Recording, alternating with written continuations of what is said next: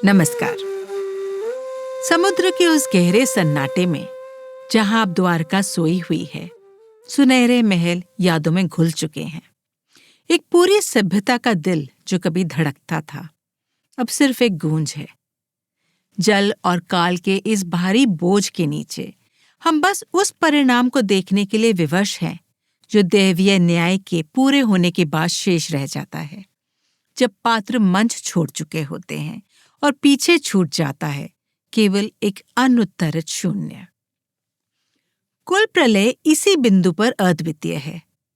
ये बताता है कि इतिहास में व्यक्तिगत स्वतंत्रता बस एक पल की होती है, लेकिन उसके परिणाम पूरे भविष्य को भोगने पड़ते हैं। जब कर्म की बिजली कौंध कर बुझ जाती है, तो बस उसका असर ही शेष रहता है। मुद्गल कुल प्रलय में ये दावा नहीं करते कि वे उस टूट फूट को ठीक कर रहे हैं जो महाकाव्य महाभारत ने छोड़ी है। उनका उत्तर स्पष्ट है, ये संभव नहीं। इसके बजाय वे करुण रस का सहारा लेते हैं ताकि उस विनाश की भावनात्मक सच्चाई को जिया जा सके। यहाँ सबसे गहरा प्रयोग भाषा का है। यहाँ शहर स्वयं बोलता है। मैं द्वारका ये नहीं कहती कि लोग मारे गए, वो कहती है मेरा हृदय फट गया, मेरे स्तंभ रोए। इतिहास यहाँ वस्तुनिष्ठ नहीं रहता, वो एक शारीरिक पीड़ा बन जाता है।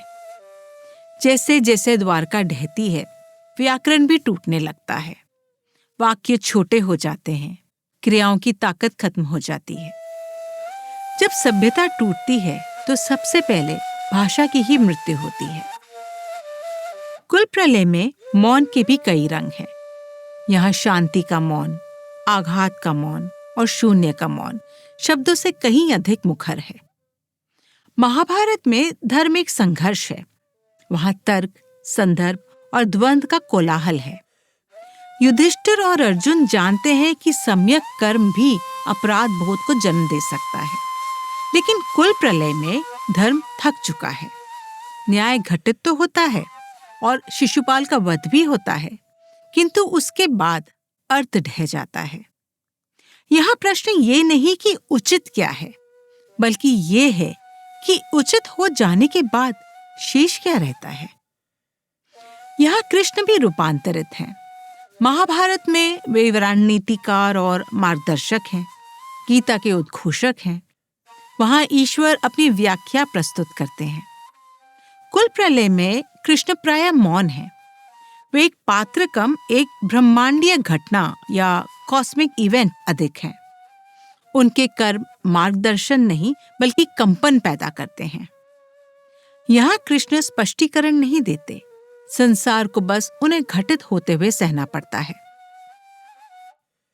यहाँ हिंसा किसी व्यवस्था को पुनर्जीवित नहीं करती, वो संक्रामक है।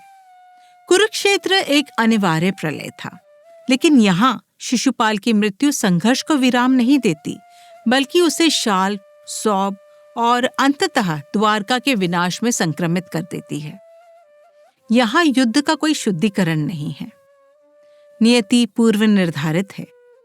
पात्र चाहे शिशुपाल हो या स्वयं द्वारका, मात्र गूंज की तरह गतिमान है। यहाँ चेतना भाग्य से लड़ती नहीं, बल्कि भाग्य के भीतर छटपटाती है। मोक्ष की परिभाषा भी यहाँ भिन्न है। महाभारत में मोक्ष कमाया जाता है, त्याग या ज्ञान से। यहाँ मोक्ष का अर्थ है लय, एब्जॉर्प्शन। शिशुपाल को मोक्ष इसलिए नहीं मिलता कि उसने प्रायश्चित किया, बल्कि इसीलिए कि वह पूरी तरह भस्म हो गया। ये नैतिक मुक्ति नहीं, अस्तित्व का विलोपन है। महाभारत एक पूर्णता या क्लोजर देता है। दुनिया बची रहती है, लेकिन कुल प्रलय वहां से आरंभ होता है जहां महाभारत प्रायः समाप्त होता है। द्वारका का विध्वंस कोई दंड नहीं, ये एक सभ्यतागत क्लांति या सिविलाइजेशनल फटीग है। यहाँ स्मृति ही सूत्रधार है। ये कृति महाकाव्य का खंडन नहीं करती, बल्कि उसके विराट छाया में खड़ी होकर वो प्रश्न पूछती है जिसे महाभारत जानबूझकर अनुत्तरित छोड़ देता है। पूछती है कि जब न्याय का चक्र पूरा हो जाता है, तो उसके परिणामों का भार किसके कंधों पर आता है? कुल प्रलय पुस्तक प्रभात प्रकाशन से प्रकाशित हुई है। ये उनके यहाँ तो उपलब्ध है ही, साथ ही Amazon और फ्लिपकार्ट से भी खरीदी जा सकती है। जाते जाते आप सबको कुल प्रलय में कृष्ण और देवत्व का भार, द बर्डन ऑफ डिविनिटी, के एक ऑडियो एनालिसिस के साथ छोड़ती हूँ। आधुनिक समय में कृष्ण के अनेक रूप दिखाई देते हैं। कहीं वे आश्वस्त करने वाले देवता हैं, कहीं दार्शनिक मार्गदर्शक, कहीं चतुर कूटनीतिज्ञ और कहीं प्रेम व माधुर्य के प्रतीक। अधिकांश आधुनिक चित्रणों में कृष्ण ऐसे लगते हैं मानो वे हर संकट का समाधान पहले से जानते हों और सही समय पर शब्दों या रणनीति से सब कुछ संभाल लेते हों। उनका मौन भी वहां सांत्वना देता है और उनकी उपस्थिति सुरक्षा का भाव जगाती है। कुल प्रलय का कृष्ण इन सभी रूपों से अलग है। यहाँ वे समाधान देने वाले देव नहीं, बल्कि बोझ उठाने वाले पात्र हैं। वे बोलते कम हैं, सहते अधिक हैं। शिशुपाल के अपमानों के दौरान उनका मौन किसी दया का संकेत नहीं, बल्कि समय की तरह ठहरा हुआ संयम है। जब वे अंततः कार्य करते हैं तो वह व्यक्तिगत क्रोध नहीं होता, बल्कि ऐसा न्याय होता है जो भावनाओं से परे जाकर घटित होता है। सुदर्शन चक्र यहाँ देवत्व का प्रदर्शन नहीं, बल्कि अनिवार्यता का प्रतीक बन जाता है। आधुनिक गीता केंद्रित या दार्शनिक कृष्ण जहाँ शब्दों के माध्यम से धर्म समझाते हैं, वहीं कुल प्रलय का कृष्ण लगभग नीरव है। उनके पास लंबा उपदेश नहीं, केवल संक्षिप्त और भारी वाक्य हैं, जिनमें पूरा भविष्य छिपा हुआ है। नैतिकता यहाँ विचार के रूप में नहीं, बल्कि कर्म के परिणामों के रूप में सामने आती है।